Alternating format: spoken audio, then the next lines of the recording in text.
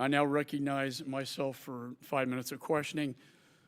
It's hard to even know where to start, but I want to turn to you, Mr. Sergeant Vargas-Andrews. You described the scene as chaotic, that the State Department was not prepared, that they would completely shut down processing every evening and into the morning, leaving you and your colleagues with a nightmare, you called it. Could you describe that?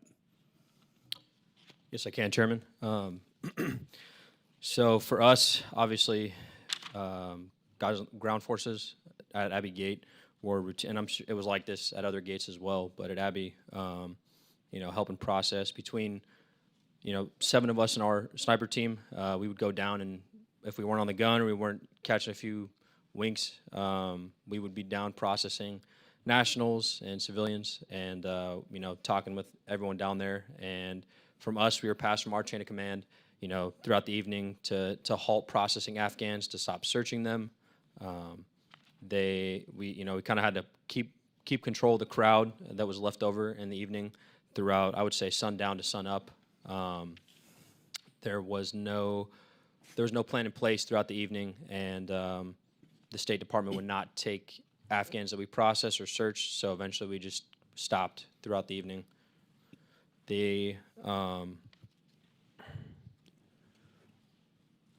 I'll go back to you. Yeah, and I think, because you're correct, there was no plan.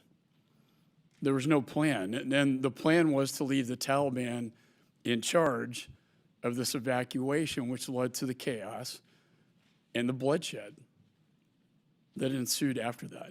I want to focus specifically on what you saw on August 26th. I know Be on the Lookout, an intelligence bulletin went out identifying 2 individuals as a potential IED threat. That is correct. To the Abbey Gate. Yes, we routinely would send 2 or 3 guys back to collect intel from our intel assets over in the Joint Operations Command. And that morning around 2 a.m., we were passed that a suicide bomber was in the vicinity and in the surrounding neighborhoods, potentially moving towards the gate. We were told that he was wearing a brown man dress, a black vest. He would look clean shaven and be younger, with an older man traveling as his companion. And we saw just that on the 26th, around 12:30 in the afternoon. And in fact, you said you passed along the communications network that there was a potential threat, an IED attack imminent. And in your words, this was as serious as it gets. That is correct. We had eyes on these 2 individuals that fit the exact description that we were given from our intel assets. And we had pictures. We had them clear as day to be able to see through our scope with ease of fire on both individuals, as well as through our spotting scope. We have high-powered optics with quality lenses on our cameras to take clear-cut pictures of everything that we see. That is an enormous part of our job. Do you still have those photos? They were taken on an SD card when we turned them over to intelligence. Then you said you requested from your commander, Lieutenant Colonel Brad Whitted, to come to the tower to see what you saw. And the psychological operations came to the tower and confirmed that the suspect met the suicide bomber description. Is that correct? That is correct, yes. So you had him. We did. And then you showed this evidence, and you asked your commander if you could shoot. We did, Chairman. Both myself and my team leader asked for engagement authority, and he responded with he did not have that authority. So we asked who did. He told us he did not know and would go find out. In that time, in the time of talking with him and keeping eyes on this individual over the course of 30 minutes, the 2 individuals both disappeared into the crowd of thousands, as shown on the slides as I was talking. I mean, I think everyone can understand by looking at some of those pictures that I had up there how enormous the crowd was. I mean, it was unfathomable. Very easy to move through and conceal yourself, and That's what happened. So you ask for engagement permission, and your commanding officer says, I don't know.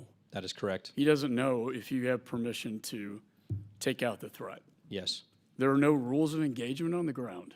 We were told to pass our command if we saw any suspicious activity or hostile intent, and that's exactly what we did. We were not returned with an answer. And then you ask, well, who does Yes. know? And he says he doesn't know, but would find out, and he never got an answer to you. He never did.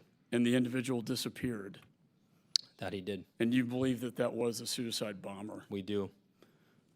And then you said, we made everyone on the ground aware. Operations had halted, started again. Plain and simple, we were ignored. Our expertise was disregarded. And then lastly, no one was accountable for our safety that day. That is correct, Chairman. No one was held accountable. No one was, and no one is to this day. Did your battalion commander run that request up the chain of command? He should have. That was his responsibility to. I don't know if he did. Wouldn't I that be can't the answer to normal that. protocol? That would be the normal protocol, Chairman. But we don't know. And as a result, we have 13 dead servicemen, women. We have 170 Afghans killed, and 45, including yourself, sir, injured. That is correct. Because that threat could not be taken out because your commanding officer couldn't give you the order. That is correct. Amazing. I now recognize